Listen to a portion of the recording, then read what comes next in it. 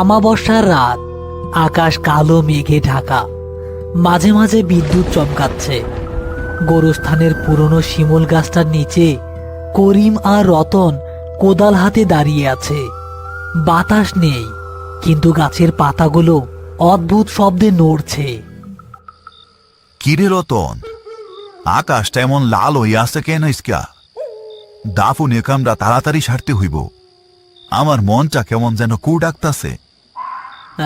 ভাইজান, খেয়াল করছেন আইস গোরস্থানে কোনো ঝিঝি পোকার ডাক নাই, একদম পিনপতন নীরবতা। আর আর ওই যে পুরান তেঁতুল গাছটা, ওইটার দিকে তাকাইলে মনে হয় কেউ একজন ডাল ধইরা ঝুইলা আছে। আরে দূর বেকুব, রাইত বিরাতে এইসব অলক্ষণে কথা কইতে নাই। সাহস রাখ, আমরা মরা মানুষ লইয়া কারবার করি, জ্যান্ত মানুষের উপরে ডর আমাগো চলে না। করিম রতনকে একটা ধমক দিলেও তার নিজের বুকের ভেতরটাও কাঁপছে। আজ বিকেলেই একটা কালো রঙের মাইক্রো বাস এসে একটা লাশ নামিয়ে দিয়ে গেছে। লাশের সাথে কোনো আত্মীয় স্বজন ছিল না। গাড়ি থেকে নামা লোকগুলো শুধু একটা মোটা টাকার বান্ডেল আর একটা চিরকুট জব্বার আলীর হাতে দিয়ে গাড়ি ঘুরিয়ে চলে গেছে। লাশটা সাদা কাফনে মোড়ানো, কিন্তু অদ্ভুত ব্যাপার হলো কাফনটা জায়গায় জায়গায় লাল সুতো দিয়ে সেলাই করা। করিম, ও করিম, লাশটা তো কবরে নামানোর সময় হইছে, কিন্তু একটা সমস্যা হইছে রে বাপ। কি সমস্যা জব্বার ভাই? কবর তো আমরা খুইয়াই রাখছি, ওই পশ্চিম কোনায়। আরে না, এই পশ্চিম কোনায় কবর দেওয়া যাইব না। যেই লোক গোরা লাশ দিয়া গেছে তারা বইলা গেছে এই লাশটা যেন অবশ্যই তেঁতুল গাছের ঠিক নিচে দাফন করা হয়, আর লাশের কাফনের বাঁধন যেন ভুলেও খোলা না হয়। তেঁতুল গাছের নিচে? ভাইজান, ওই জায়গাটা তো ভালো না। গত বছর ওইখানে কবর খুঁড়তে গিয়া সাপ বাইর হইছিল, মনে নাই? আর কাফনের বাঁধন খুলমুল। ভর নামতাছে। কোনো মতে তারা লাশটা তেঁতুল গাছের নিচে খুঁড়ে রাখা কবরটার পাশে নামালো। সাথে সাথে আকাশের বুক চিরে একটা বিকট শব্দে বাজ পড়ল। সেই আলোয় রতন দেখল সাদা কাফনটা যেন নড়ে উঠল। মনে হলো লাশের পেটের ভেতর থেকে কিছু একটা বের হওয়ার চেষ্টা করছে।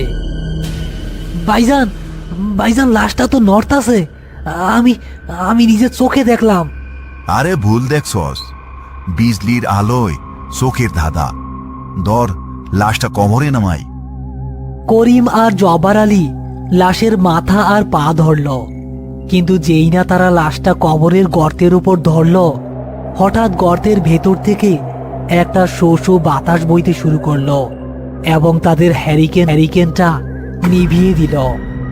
এখন চারপাশটা ঘুটঘুটে অন্ধকার, শুধু মাঝে মাঝে বিদ্যুতের আলোর ঝলকানি দেখা যাচ্ছে। ঠিক সেই মুহূর্তে অন্ধকারের ভেতর থেকে করিমের মনে হলো লাশের হাতটা কাফনের কাপড় ছিঁড়ে বের হয়ে তার কবজিটা শক্ত করে চেপে ধরেছে। সেই হাতটা বরফের মতো ঠান্ডা নয়, বরং জ্বলন্ত কয়লার মতো গরম। জব্বার ভাই, আলো জ্বালান, কে যেন আমার হাতটা সাইপা ধরছে। সারান, আমার হাত পুইলা যাইতাছে, তাড়াতাড়ি সারান। কি হইল করিম? দাঁড়াও দাঁড়াও, আমি জ্বালাইতাছি। কিন্তু এই দেশলাইয়ের কাছিটা তো জ্বলে না। ভাইজান, ভাইজান গো, কবরের দিকে তাকান। বিদ্যুতের এক ঝলকানি আলোয় তারা একটা ভয়াবহ দৃশ্য দেখল। কাফনের লাল সুতোর সেলাইগুলো একা একাই ছিঁড়ে যাচ্ছে, আর লাশের মুখটা ঢাকা থাকলেও সেখান থেকে মানুষের গোংরানির মতো নয়, বরং কোনো হিংস্র পশুর মতো গড়গড় শব্দ বের হচ্ছে। হঠাৎ লাশের কাফনটা বুক পর্যন্ত ছিঁড়ে গেল এবং দেখা গেল লোকটার বুকে চামড়ার উপর অদ্ভুত সব নকশা আঁকা, আর সেই নকশাগুলো দিয়ে টপ টপ করে কালো রক্ত বের হচ্ছে। লাশটা হঠাৎ এক ঝটকায় উঠে বসার চেষ্টা করলো, আর করিমের হাতটা সে এখনো ছাড়েনি। করিম প্রাণপণে হাত ছাড়ানোর চেষ্টা করছে, কিন্তু লাশটার শক্তি যেন 10টা মানুষের সমান। রতন, কোদালটা দে, কোদাল দিয়া বাড়ি মার এটার হাতে তাড়াতাড়ি। এটা মানুষ না, এটা আস্ত একটা শয়তান। ইয়া আল্লাহ গো, মাফ কইরা দেও আমারে। রতন কোদাল দিয়ে আঘাত করতে যাবে, ঠিক তখনই গোরস্থানের সবকটা কুকুর একসাথে কান্না করে উঠল।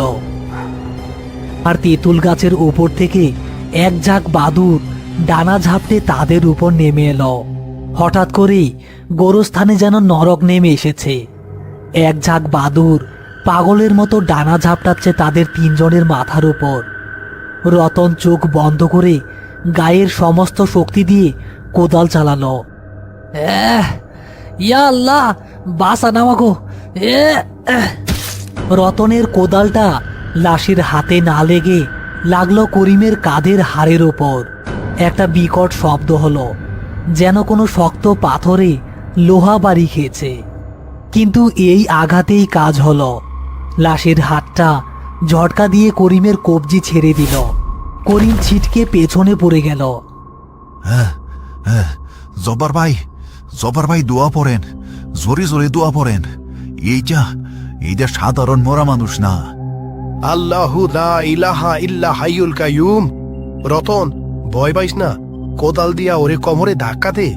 আল্লাহু লা ইলাহা ইল্লা হাইয়ুল কাইয়ুম। জব্বার আলীর দোয়ার আওয়াজে বাতাসের শো শো শব্দ যেন আরো বেড়ে গেল। লাশটা এবার পুরোপুরি উঠে বসেছে। বিজলির আলোয় দেখা গেল লাশটার চোখ দুটো লাল সুতো দিয়ে সেলাই করা ছিল, কিন্তু এখন সেই সুতো ছিঁড়ে চোখ দুটো খুলে গেছে। সেই চোখে কোনো মনি নেই, পুরোটাই ধবধবে সাদা। লাশটা তার সাদা চোখ দিয়ে যেন রতনের দিকেই তাকিয়ে আছে। ওরে বাপরে ভাইজান! করিম তার জীবনের সমস্ত সাহস সঞ্চার করে কোদালের উল্টো পিঠ দিয়ে লাশটার বুকে সজোরে ধাক্কা দিল।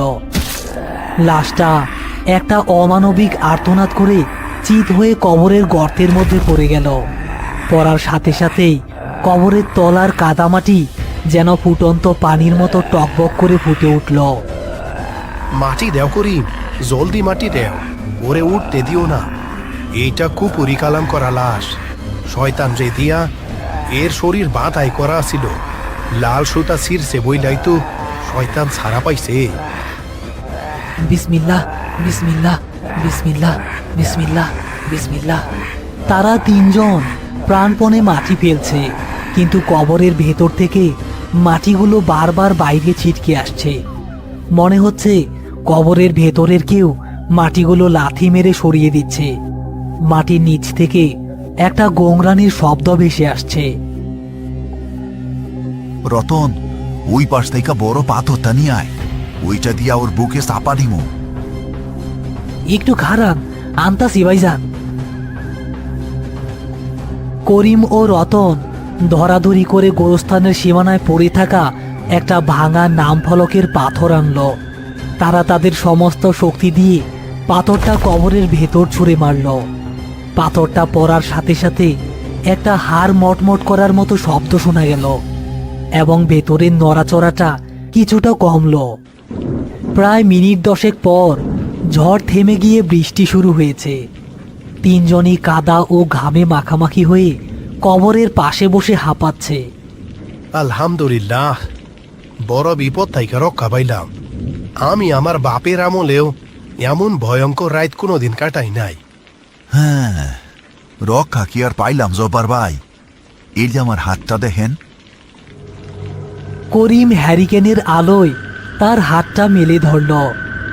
যেখানে লাশটা চেপে ধরেছিল সেখানে মানুষের হাতের ছাপের মতো মাংস পুড়ে কালো হয়ে গেছে, আর সেই পোড়া দাগের ওপর ফুটে উঠেছে একটা অদ্ভুত সংকেত। ভাইজান, এই দাগ তো ওই লাশের বুকে আঁকা ছিল। হ, মনে হয় শয়তান তার নিশানা রাইখা গেছে আমার শরীরে। চিন্তা কইরো না করিম, কাইল সকালেই গ্রামের বড় হুজুরের কাছে যাইবা। তিনি ফু দিয়া দিলেই সব ঠিক হয়ে যাইব। এখন চলো, ওই লোকগুলা যে টেকার বান্ডিলটা দিয়া গেছিল ওইটা ভাগ কইটা নিয়ে যাই। এই বিপদের ক্ষতিপূরণ তো লাগবো। তারা তিনজন জব্বার আলীর ঘরে ফিরে এলো। জব্বার আলী সিন্দুক খুলে সেই কাপড়ে মোড়ানো টাকার বান্ডিলটা বের করলো। করিম, রতন আর জব্বার আলী সবার চোখ লোভে চকচক করছে। তখন টাকা হিসাব করি নাই, এখন দেখি কত দিয়া গেল। কাপড়ের গিট খুলতেই তিনজনের চোখ কপালে উঠল। ঘরের বাতাসে এক পচা গন্ধ ছড়িয়ে পড়ল।